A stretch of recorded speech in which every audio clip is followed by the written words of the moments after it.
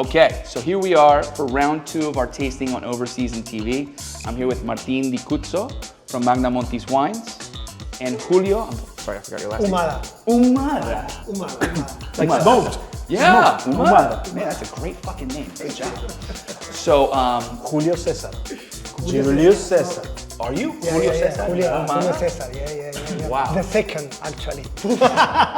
So here we are, and Julio is the owner of Spring Wine Merchants here in Palermo, in Buenos Aires. And the next portion of our blind tasting is going to be a little experiment that the boys decided to put together. Martin, I will let you take it away from here. Give us a little bit of your insights. Well, the intention here was compare same grape varietal, which is Malbec, Okay. because we already said 3 different Malbecs. Got it. So it could be, well, there are 3 different qualities, price range. 3 levels of price points. Entry and level quality supermarket wine, Got it. mid-level, let's say, Like I won't say the price range, and a high-end wine. Got it. Really high-end wine, like for wine lovers. Could be different regions, Sure. different techniques, Of course. different aging, different things. Everything. All within Argentina. So you're essentially trying to see if I have the ability to see what's good, what's not good, Yeah. and if I'm a fraud. Yeah, but yeah. Right. So I'm going to start with the far left one. Obviously, we're working with Malbec here. We're in Yeah. Argentina. We're Yeah. in La Cuna del Malbec. Malbec is a very versatile varietal, where different regions is very elastic. How do you say? It's flexible. It's configurable. Super flexible. Yes. Depends on the altitude, weather, soil, hand of who makes it. Aging is very sensitive to this. Yes. So you can have very strong, bold, You can- high alcoholic Malbecs, or you can have things like super light, like Pinot Noir. So it's very tricky. It's not the same with a Shiraz that is more sensitive, or Pinot Noir that is more Sure. sensitive to the heat. Sure. Malbec can be. Malbec is in the hands It's a- of the winemaker and of the Yes. vineyard master Yeah. and the person. Styles who- are super wide. You Okay, can so get- there's a wide range, and we're about to explore those. Yeah. Interesting. Okay. So our first left wine. Okay, so this one smells like a classic Malbec to me, honestly. Lots of sour cherry fruit. I always would say, every time I used to taste Malbec in the US as blinding for my SOM tests, I would always say Laffy Taffy, which I don't know if you know what that is, but it's Laffy Taffy is a certain kind of candy that we get in the US that is like a stretchy cherry, like pliable. You know what I mean? It's like what kids eat, and I haven't had one since I was probably like 10 years old, but Laffy Taffy. So it's sour, it's bright, it's fresh. It smells a little bit, I don't know, it's bright and lifted and floral. I just want to smell number 2 to see the difference. Whoa. This one is a little bit green and vegetal, and I almost smell like a touch of oregano in comparison to the first. Yeah. The middleman. To me, this one almost smells like celery. I mean, celery and fennel and all kinds of green things, right? In comparison to the first one, which was just soft, elegant, and it's really interesting to try these next to each other. All right, and lastly, I'm gonna be, this is very light and soft and pleasing. This has some more complexities to it, but it also smells a little bit green in an herbal, dried way. Okay, and then the third wine smells like a box of hot rocks, not in a bad way, but it is incredibly, it smells like terroir. It smells like stones first, right? Where these two, this is all about fruit, this is all about dried herbs, and then this one is all about a mineral component, and it's definitely, to me, a little bit more earth-driven in style. All right. Okay, now let's try the wines. That smells nice. All right, one more time. See, and listen, look, I don't know, it's interesting to me that this smells like celery, but I don't know if I like that. It's crazy because it's like crystal clear, right? It smells like It's that. It's just celery. cut. It's celery, yeah. Yes. Yeah. Okay, so let's start from the top. This wine has really nice acid. It's got nice tannic structure. Nice grip. Yeah, it has Super some nice nice tannic structure. I mean, this is a wine that can age for sure. Yeah. It's got fruit, but it's also got a nice balance of texture and acidity. Yeah. I think this is a pretty nice wine. I agree, yeah? Let's go to number 2. I agree. Second one is good, but it's, to me, nowhere near as developed or complex as the first wine. It's fresh, it's easy, it's juicy. Feels like it would be great with a steak or, you know, even like a, but that first wine, to me, that's good. I like that. Beautiful acid, it's polished. This is good. It just doesn't have the same level of development. All right. Okay? The last one. So far, I'm liking this the best, but I haven't tasted this wine. Okay. That's hot.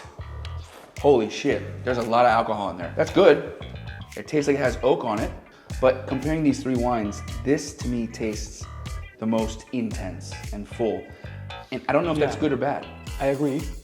It has definitely the most forward, strong, Muscles. intense alcohol. And to be honest, it detracts a little bit for me from the enjoyment of this new modern revolutionary style of Malbec, is it good? Sure, it's inky. This wine is good. It's intense. It is extracted. It's full. It is, it's got a lot going on. It puts my mouth on fire, but it's got more going on for me than this wine, than wine number 2. So if I were gonna go in order of my favorites, I would say wine number 1 is my favorite. Wine number 2 is probably more expensive, but my second favorite. And wine number 3 would be my least favorite. I would say that this is probably the most expensive just because of the alcohol and the extraction and the style. It feels like they're going after an intense, serious wine. This wine, I really enjoy the herbal parts of it, but I don't know if they're going after that. They may be, they may not be, I'm not sure. But without a doubt, this has oak on it too. Wine, now that I go back, wine number 1 has Of course. has some nice oak on it, and they spent a little money on it. Yeah. We always say, It's nice and expensive oak. Yeah. we always have a say. It's beautiful oak. Most of all for whites, when it's very oaky, but it's kind of burgundy-driven oaky. It's delicious. We talk about expensive oak. Yeah. You know, the wine is oaky, but it's so good. It's like Yes. makeup. Yeah, it's It's too much makeup, but it's so it's nice. like a leather jacket. Or perfume, or perfume. I'm gonna go like this. In order of what you like or price, or the same, because you're I'm gonna getting. go in order of price. Okay. Okay. Great. So this to me, it's a polished, well-executed, well-made wine, and it's got oak. This to me is the most expensive wine. Right. Okay. This wine, number 2, feels like it has complexity in its own interesting way. I mean, to be smelling, look, it could be, you could say it's a fault to smell celery or green but to me it's interesting in its own way. Seriously, I mean, it's out of the 3 wines, it's the most unique nose. No? That's true. I mean, if it Go to gets the mouth. if it gets points for being unique, it does get some points. When I'm tasting all these wines together, all right, so this is the most expensive. This to me is the second most expensive. And this is the least expensive wine. You're right. Really? You nail it. Oh, 1, 2, 3 in price order. sweet. Let's pull them out. Fuck, man. 1, 2, 3, let's pull them out. Cheapest one is Familia Bianchi or Bianchi.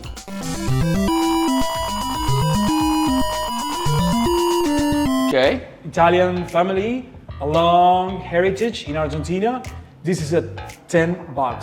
wine. $10 a bottle $10 USD. a bottle. And honestly, It's super good if for you the like, price. it's good for the price, and if you like celery, this is the wine for you. The second most expensive is my wine, is Machinte. It's mid-range is $45 to $50.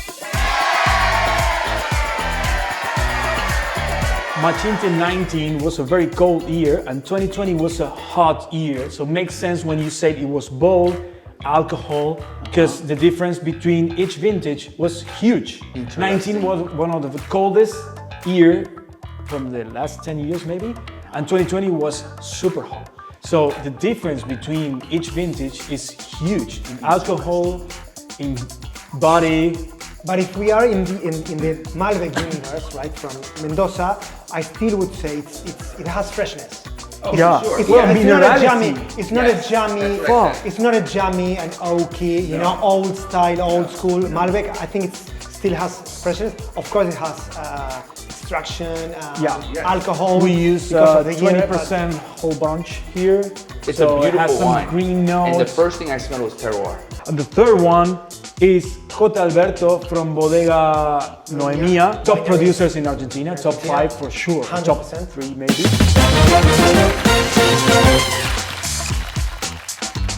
So before we finish, and this was a really cool tasting. And so does J. Alberto like to use oak? Yeah, classic. Yeah. French barrel. They use foudres, they use Like Botti, Italian classic, Botti. exactly, classic Big ones. French barriques. It's a mix of. You can taste. Classic style, but fine still as beautiful shit. acid and well done. Yeah, finesse. So And Patagonia. That beautiful acid is a fresh Patagonian fruit. This is Patagonia, Yeah. Rio Negro. This comes from a vineyard that was planted in 1955. just so we can make sure that all my fucking sommelier friends don't start talking shit as if I fucking knew any of this stuff.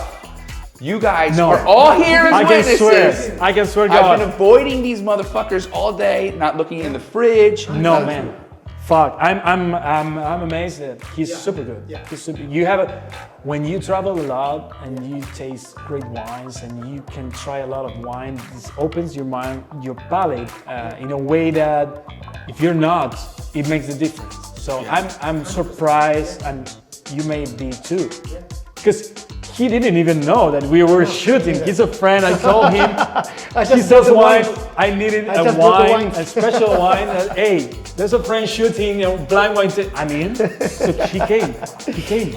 So yeah, different price point, different styles. Because this is more You want to classic. mention this is the more modern. prices, maybe? Just Yeah, Yeah. this is 80, For Argentina? 85 to $90. Yeah. So this is Resale 85 price. to So 90. 89. This is 40 close to 45. 50, 45, 50. Okay. In the US, it's a little bit 10 more. to 15, let's say. 10 to 15. What I will say is this. It's tough to taste Malbecs next to each other. They're very full styles of varietal. But with all that said, these two wines were so unique in their styles. This was all about the stones, No oak. all about the earth. Yeah, I forgot to mention. And zero No oak. aging, no, just a year in concrete bag. Honestly, again, Naked.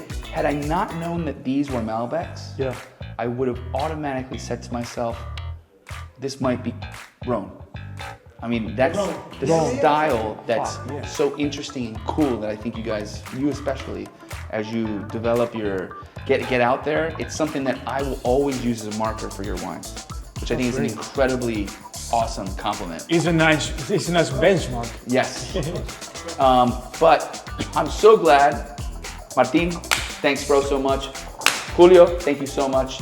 It's been a pleasure to taste wines with you guys. Thanks for joining and watching me embarrass myself in front of all my wine friends.